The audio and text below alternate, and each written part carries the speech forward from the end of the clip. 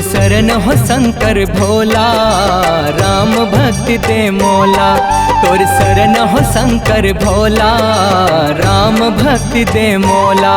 तुर शरण हो शंकर भोला, राम भक्ति दे मोला। तुर शरण हो शंकर भोला, राम भक्ति दे मोला। तै चित्त प्रभु तिन पुरला, तै चित्त प्रभु तिन पुरला, बैठे मगन अबोला। तुर शरण हो शंकर भोला, राम भक्ति दे मोला। तुर शरण हो शंकर भोला, राम भक्ति दे मोला।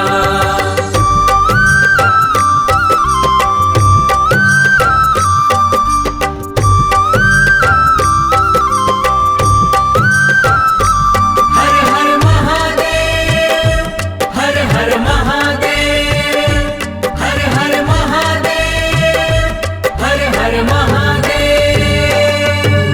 रतिपति के है भस्म करैया, आरुग बुध दे मोला। लहर लगा दे भक्ति जगा दे, ये जग आगी गोला।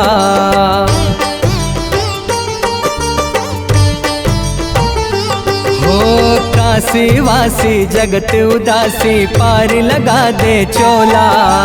कौन परम पद पाथे जोगी, मैं नहीं जानो ओला। तै चित्त प्रभु तिन पुरला, तै चित्त प्रभु तिन पुरला, बैठे मगन अबोला। तुर शरण हो शंकर भोला, राम भक्ति दे मोला। तुर शरण हो शंकर भोला, राम भक्ति दे मोला।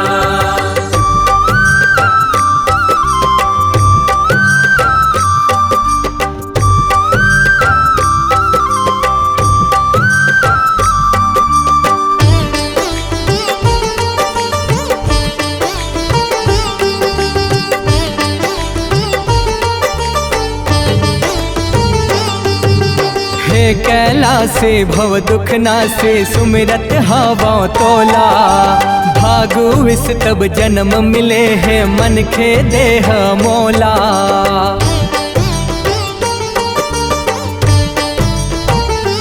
हो सदा शरण तुर कांति कार्तिक, है अविनाशी भोला। औझन भटकै शोभा मोहन, बदलत बदलत चोला। तै चित्त प्रभु तिन पुरला, तै चित्त प्रभु तिन पुरला, बैठे मगन अबोला। तुर शरण हो शंकर भोला, राम भक्ति दे मोला। तुर शरण हो शंकर भोला, राम भक्ति दे मोला। तुर शरण हो शंकर भोला, राम भक्ति दे मोला। तुर शरण हो शंकर भोला, राम भक्ति दे मोला।